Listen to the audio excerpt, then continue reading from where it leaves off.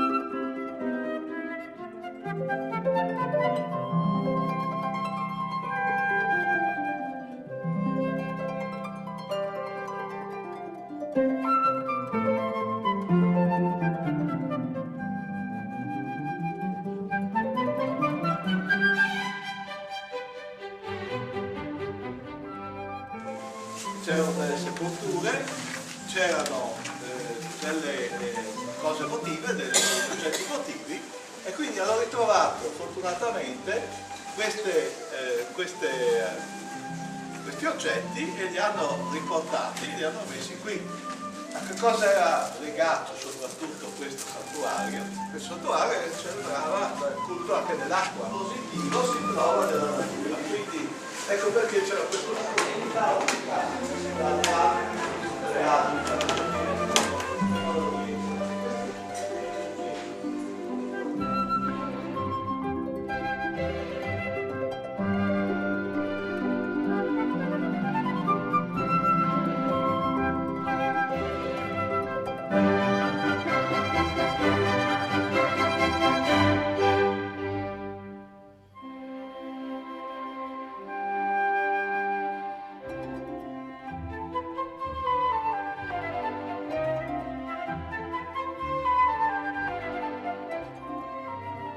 Del leone in Moleca, quello che si metteva negli alberi. Guardatelo qua in grande. Quello è il famoso leone in Moleca, cioè questo cerchio, diciamo, questo disco veniva messo. Poi ci sono altri quadri che sempre raffigurano la storia di questa comunità e particolarmente i momenti in cui questa comunità ha dovuto difendere anche la sua autonomia. In particolare vediamo la comunità del Cadore vestita da donna con uno scudo dove vedete sempre il nome dei torri che si offre a Venezia, vedete Venezia vestita da regina, no?